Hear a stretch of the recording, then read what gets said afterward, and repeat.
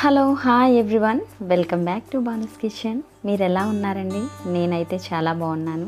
మీరందరూ కూడా చాలా బాగుండాలని, హ్యాపీగా ఉండాలని మనస్ఫూర్తిగా కోరుకుంటున్నానండి. ఈరోజు మన వీడియో వచ్చేసి నేను నెలసరి సరుకులని ఎలా కొనుక్కుంటాను, వాటిని ఎక్కువ రోజులు నిల్వ ఉండేలా ఎలా స్టోర్ చేసుకుంటాను అనేది ఈరోజు వీడియోలో మీతో నేను షేర్ చేసుకుంటున్నానండి. అలాగే కొన్ని టిప్స్ కూడా ఉంటాయి. వీడియోని చివరి వరకు చూడండి, స్కిప్ చేయకుండా.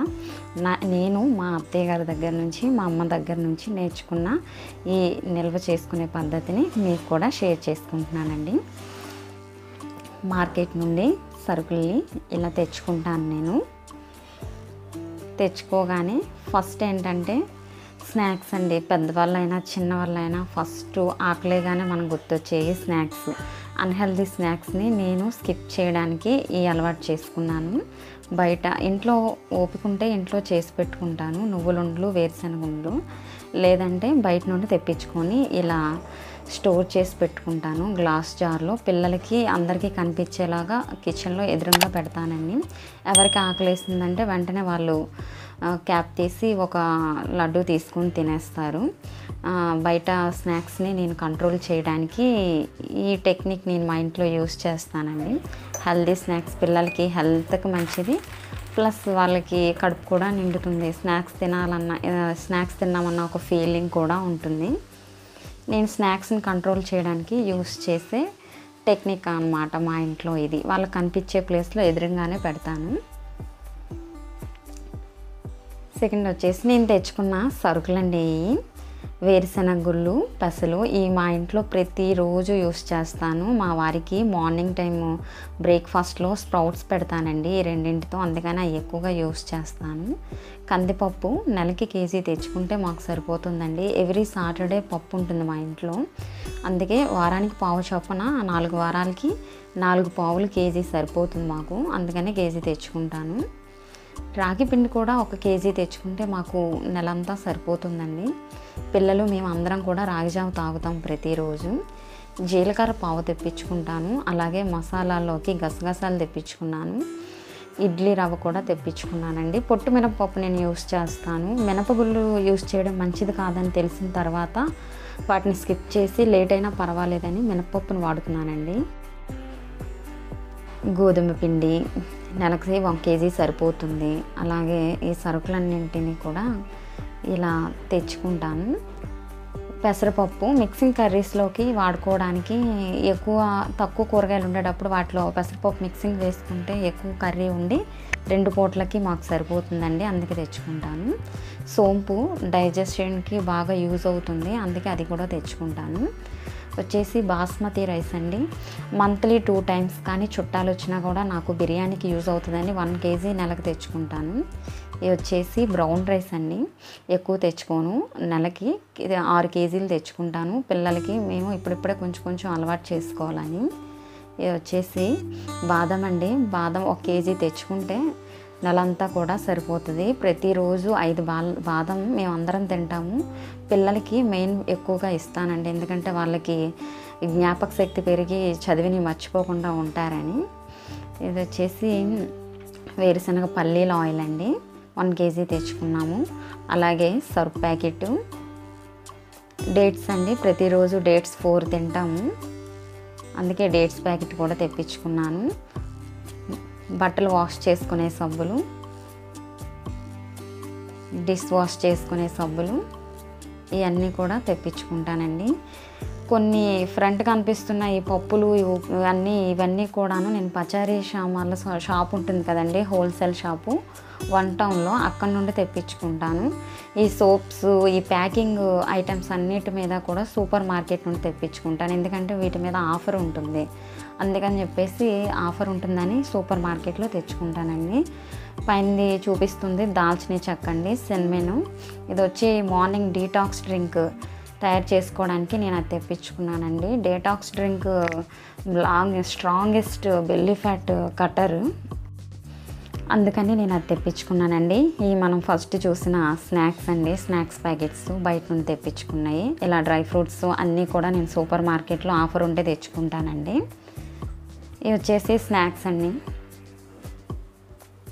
పిల్లలకి స్నాక్స్ అడగగానే బయట నుండి తీసుకొచ్చినవి ఇవ్వకుండా బయటికి వెళ్ళే పని లేకుండా ఇంట్లోనే ఇచ్చేస్తుంటాను అనమాట.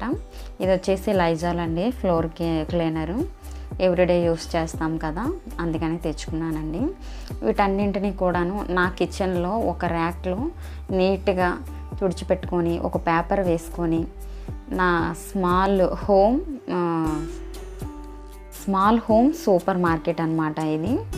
ఇందులో ప్యాకింగ్ ఐటమ్స్ అన్నిటినీ కూడా ఈ ర్యాక్లో ఫుల్గా నింపేసి ఏవైనా ఖాళీ అయిపోగానే డబ్బాలు అందులోంచి నా సూపర్ మార్కెట్లోంచి తీసుకొని వాడుకుంటానండి.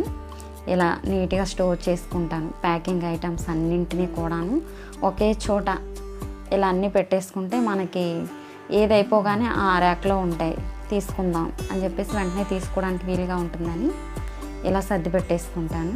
ఇదండి నా హోమ్ సూపర్ మార్కెట్ చూడండి.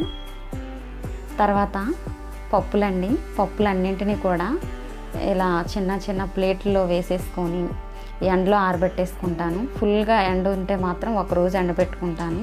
అదే లైట్ ఎండలో అయితే 2 రోజులు ఎండబెట్టేసుకుంటానండి. ఇలా ఎండబెట్టేసుకొని స్టోర్ చేసుకోవడం వల్ల ఒక నెల మనం యూస్ చేసుకోకపోయినా, ఏదైనా ఫంక్షన్స్ ఉంది, భోజనాలు వచ్చి యూస్ చేసుకోకపోయినా, మనం ఏదైనా టూర్కి వెళ్ళినా అప్పుడు మన ఇంట్లో సరుకులు మనం వండుకోకపోవడం వల్ల తరగవు కదండి, అప్పుడు పాడైపోకుండా ఉంటాయి నెక్స్ట్ మంత్కి. అందుకని చెప్పేసి నేను ఇలా స్టోర్ చేసుకుంటాను. బ్రౌన్ రైస్ ఎక్కువ తెచ్చుకుంటే పురుగు పట్టేస్తుందండి, అందుకే ఎక్కువ తెచ్చుకోవట్లేదు. 5 or 6 kgs తెచ్చుకుంటే మేము ఓన్లీ నైట్ టైమే యూస్ చేస్తాం బ్రౌన్ రైస్, అందుకనే మాకు సరిపోతాయి. ఇది వచ్చేసి పల్లీల నూనె అండి.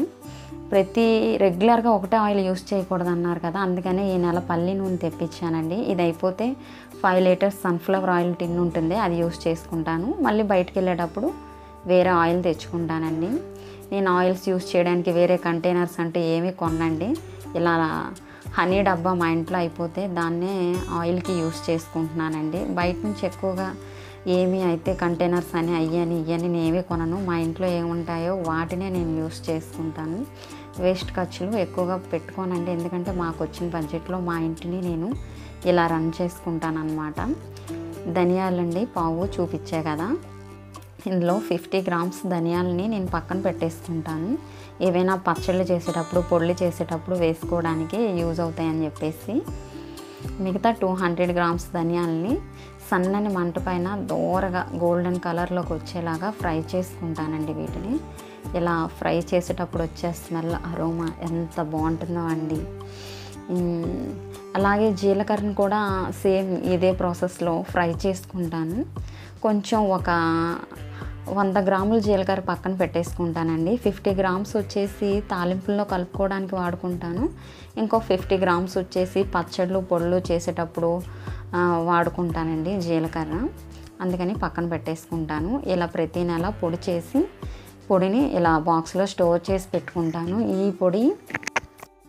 ఈ పొడిని కూరల్లో వేసుకోవడం వల్ల కూరకి మంచి టేస్ట్ వస్తుంది, ప్లస్ ఆ కూర మనం తినేటప్పుడు మంచి స్మెల్ వస్తుంది.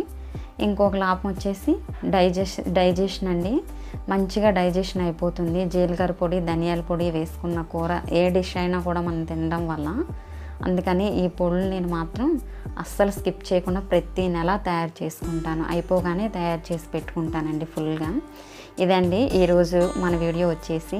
ఈ వీడియో నేనైతే ఆరితేరిపోయి అయితే ఏమీ చెప్పలేదు, నేను మా ఫ్యామిలీలో చూసి నేర్చుకుని మీతో నేను షేర్ చేసుకున్నానండి. ఈ వీడియో కనుక మీకు నచ్చినట్లయితే, యూజ్ అయినట్లయితే తప్పకుండా కింద కనిపిస్తున్న బెల్ బటన్ని క్లిక్ చేసి సబ్స్క్రైబ్ చేసుకోండి. అలాగే మీ ఫ్రెండ్స్ అండ్ రిలేటివ్స్ ఎవరికైనా నా వీడియో యూజ్ అవుతుంది అంటే తప్పకుండా షేర్ చేయండి. మీరు ఈ వీడియో చూసినందుకు మనస్ఫూర్తిగా మీ కృతజ్ఞతలు తెలియజేసుకుంటున్నాను. Thank you.